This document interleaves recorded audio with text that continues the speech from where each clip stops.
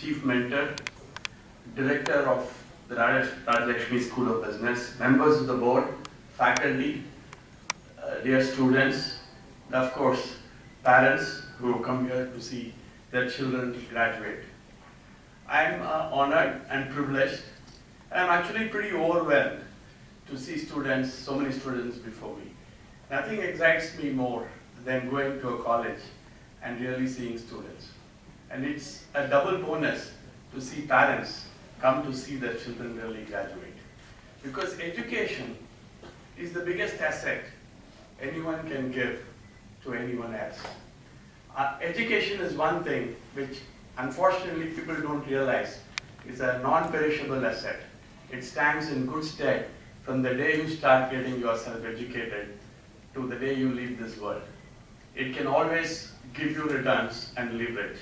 And so it's always good to go back to a college, and it's always a privilege to really talk to the students. Before I say anything, let me congratulate every one of these students who are graduating today. I know it's a great moment. It's a moment of pride. It's a moment of achievement and fulfillment.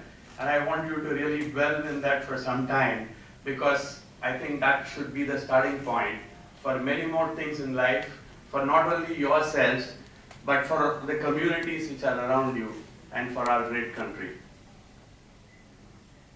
I think when I graduated, actually it was many, many years back. I almost feel ancient when I say when I graduated, because it was almost 34 years back that I graduated. The world was a different place. It was a completely different place. Very simple, very linear. And I heard our respected director talk about so many of these projects. You may not have needed any of those, because there were maximum 2 companies desperately fixing competition between them. There was one channel, and the government regulated what you could do. I mean, you didn't need any optimization model. If you're the only player, what do you optimize? You only maximize. So in the process, the consumer suffered. The consumer had to wait for months to get what they wanted, or something of what they wanted, not really exactly what they wanted. So that was the world I graduated. So life was pretty easy.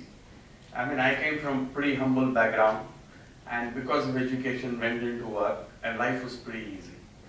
I think in these 34 years, life has become so complicated. We call today's world the VUCA world, which is volatility all around you. I mean, so much so, I remember 34 years when I started working.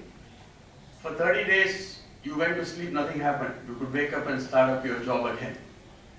Today, when you go to sleep and wake up in the morning, your world could have changed. That's the volatility today we face.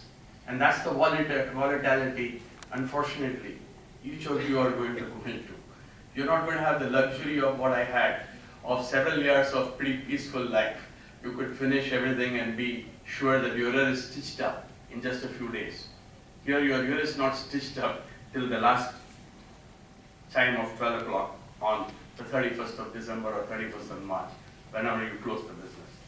Second, the world is extremely uncertain today, because laws can get changed overnight.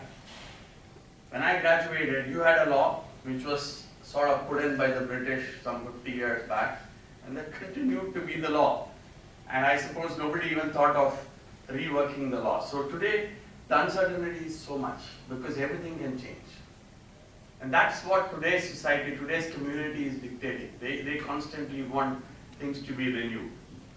And the world has become pretty complex. There's no industry.